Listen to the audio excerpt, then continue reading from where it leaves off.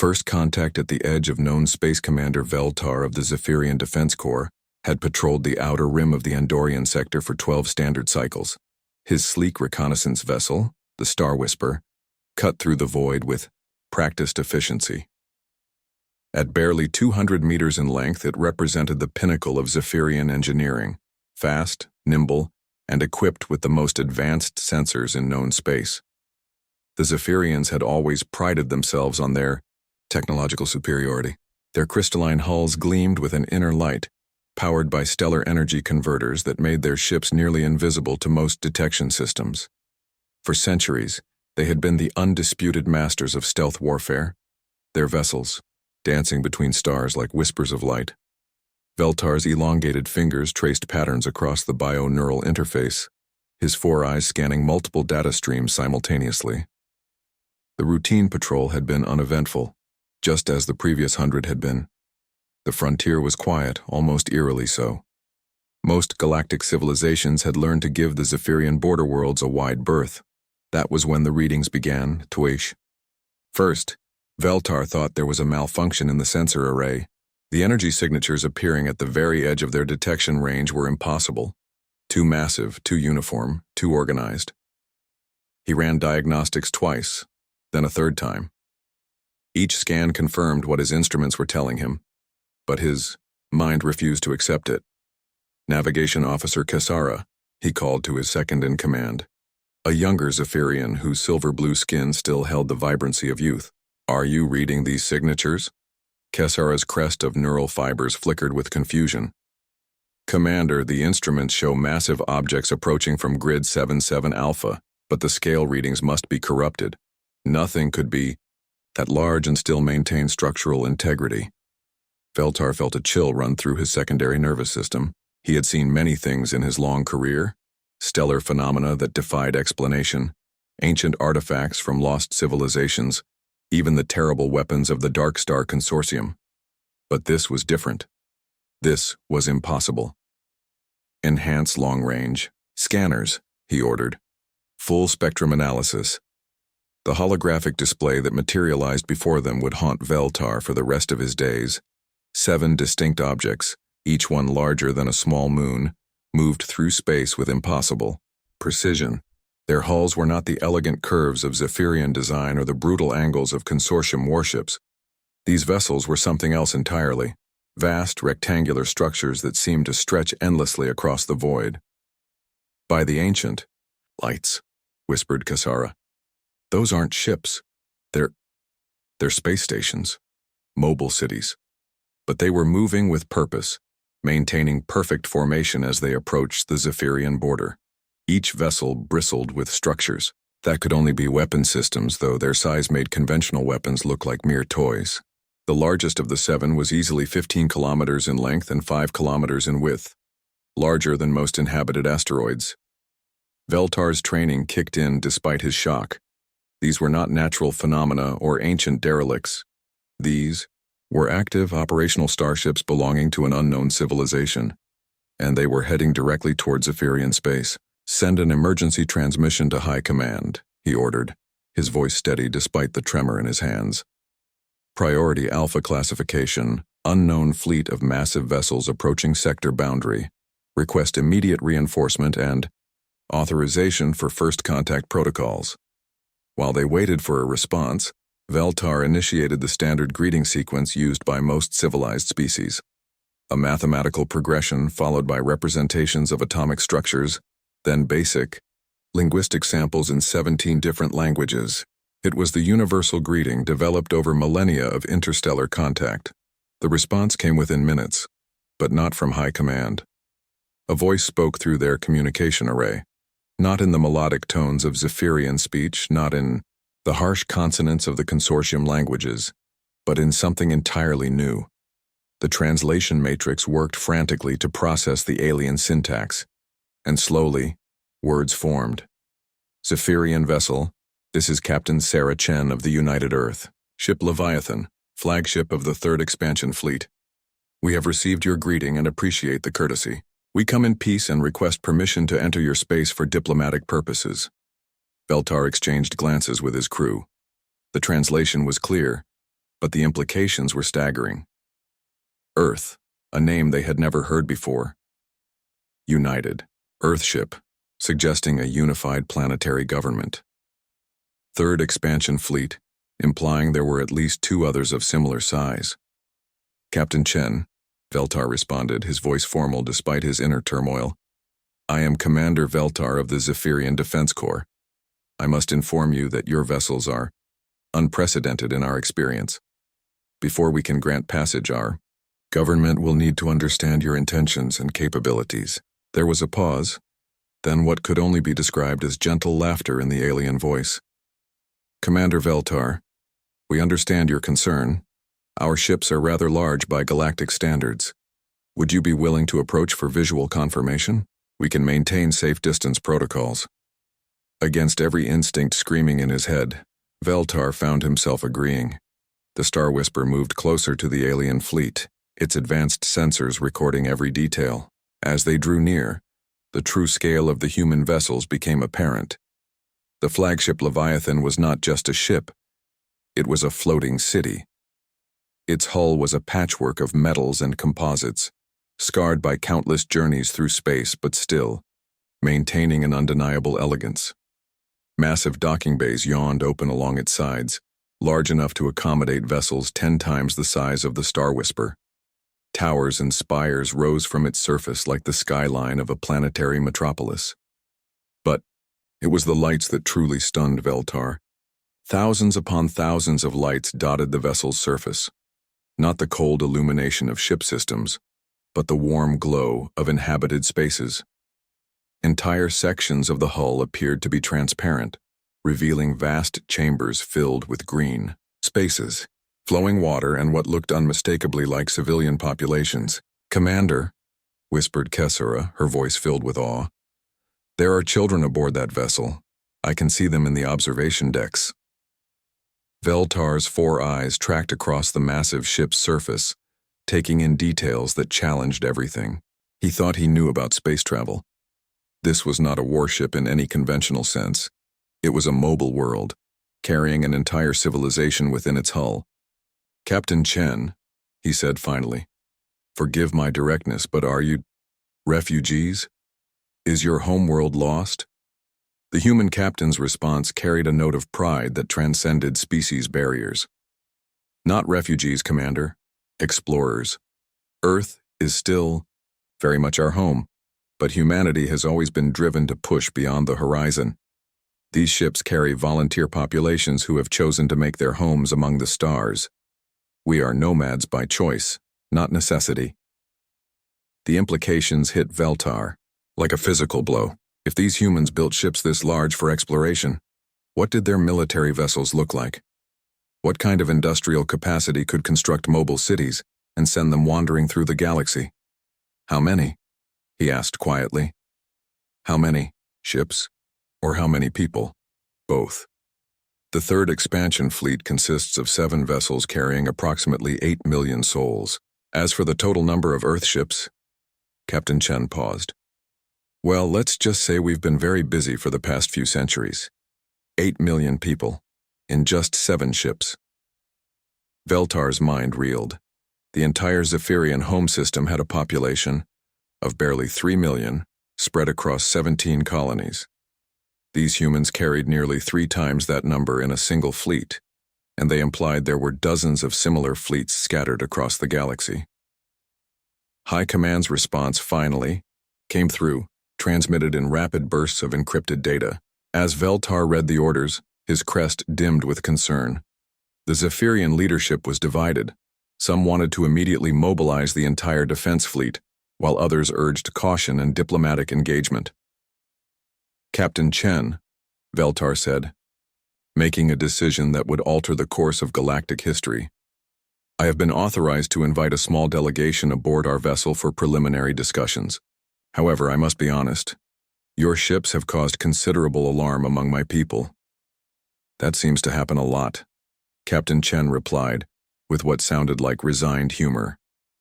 We've learned to be patient with first contact situations. Commander, would you be interested in a tour of the Leviathan? Sometimes seeing our true nature is more convincing than any diplomatic speech.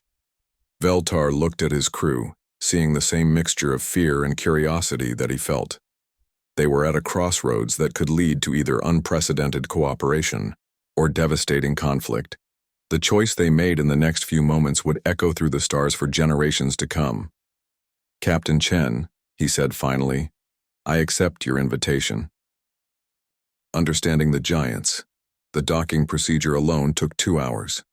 The Star Whisper was guided into one of the Leviathan's smaller auxiliary bays, a space that could have housed 50 ships of their size.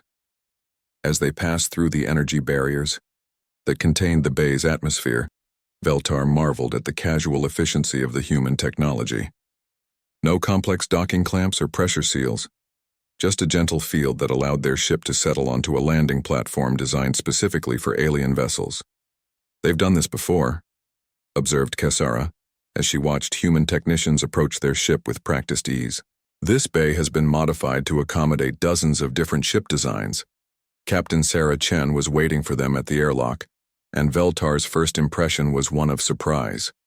He had expected someone imposing, perhaps genetically enhanced, for command, but the human before him was remarkably ordinary. Average height by human standards, with graying hair and laugh lines around her eyes that spoke of years spent smiling. She wore a simple uniform of dark blue fabric, adorned only with modest insignia of rank. "Commander Veltar," she said, extending her hand in the human gesture of greeting. "Welcome aboard the Leviathan. I hope you're prepared for a long walk. This ship is rather large."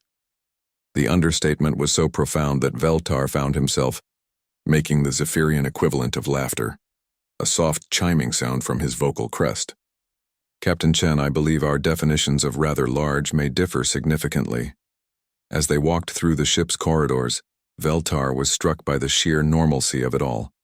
These were not the sterile passages of a warship, but the bustling streets of a living community.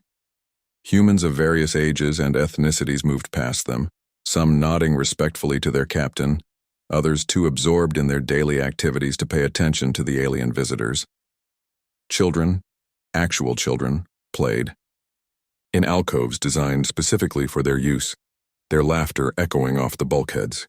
Elderly humans sat in conversation areas, sharing stories and wisdom with younger generations. The air carried the sense of cooking food, growing plants, and the indefinable smell of a place where people truly lived. The residential sectors house approximately 400,000 civilians, Captain Chen explained as they walked. "We have schools, hospitals, recreation facilities, even small farms. The Leviathan is fully self-sufficient for decades at a time."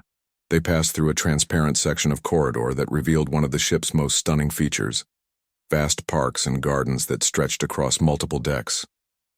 Trees that Veltar recognized as Earth species grew in carefully tended groves, while streams of water flowed through artificial landscapes that mimicked planetary environments. "This is the Central Arboretum," Captain Chen said, noting his amazement. "We've found that humans need green spaces, even in the depths of space. These gardens produce oxygen, recycle water, and provide food, but more importantly, they remind us of home." Cassara was recording everything with her bio-optical implants, but Veltar could see she was struggling to process the scale of what they were witnessing.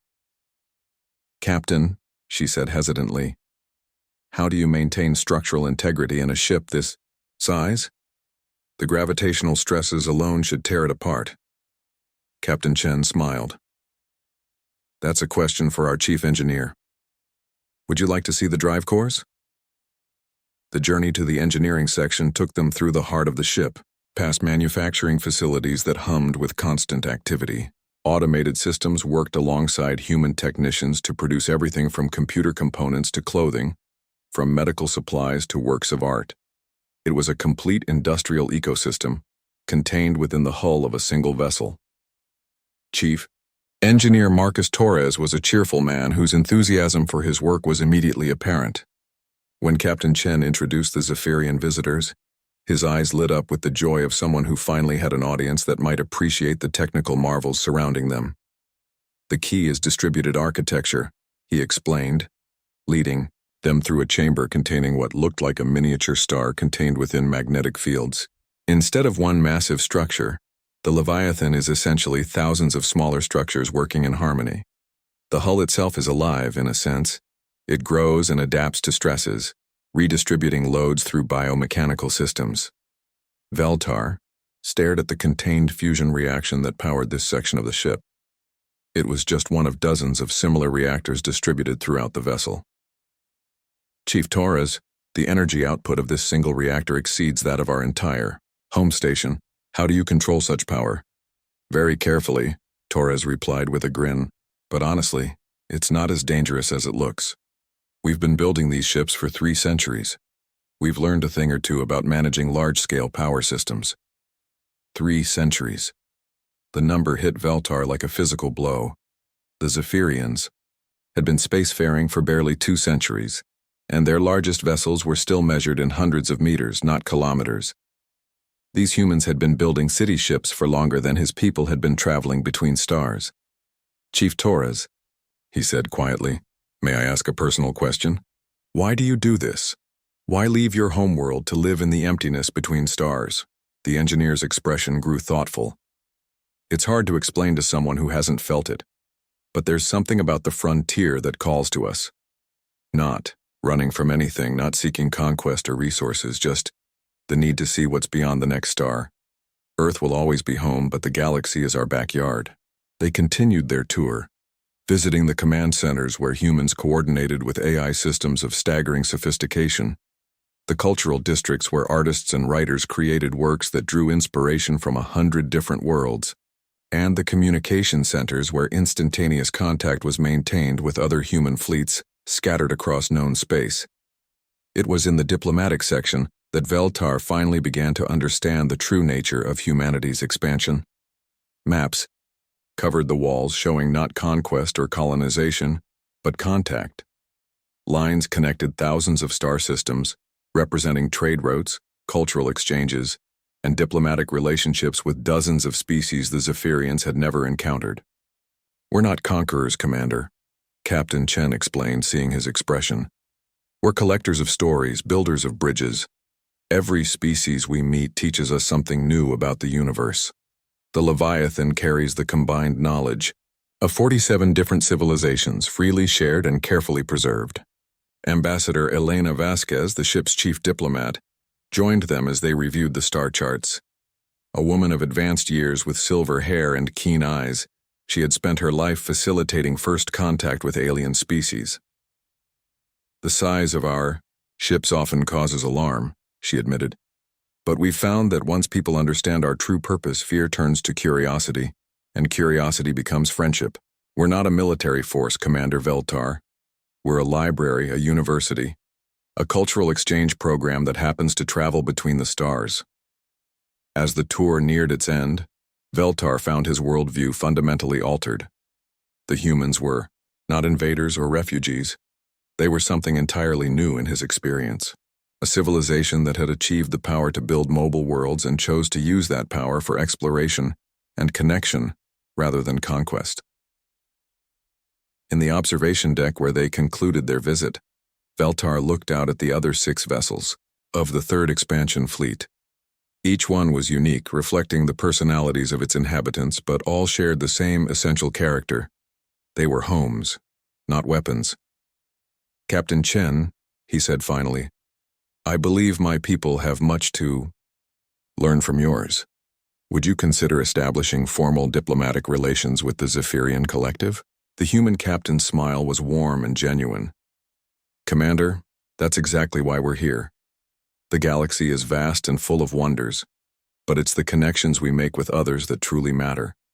We would be honored to call the Zephyrians our friends. As the Star Whisper departed the Leviathan, Veltar composed his report to High Command. He chose his words carefully, knowing that what he wrote would influence how his people approached this unprecedented contact with humanity. The humans are not a threat, he wrote. They are an opportunity to see the universe through different eyes, to learn from a species that has chosen exploration over exploitation, connection over conquest. They have shown us that strength and wisdom can coexist, that power can be used to build rather than destroy. The 3rd expansion fleet continued on its journey, leaving behind new friends and new possibilities. In the months that followed, Zephyrian, scientists would work alongside human researchers, artists would collaborate on works that bridged the gap between species, and young Zephyrians would volunteer for exchange programs aboard the great ships. The universe had suddenly become a much larger, more wonderful place. And at the heart of this new age of cooperation were the massive vessels that had first appeared at the edge of known space. Ships that had proven that sometimes the biggest surprises come in the largest packages. Humanity had arrived, not as conquerors or refugees, but as friends, and the galaxy would never be the same.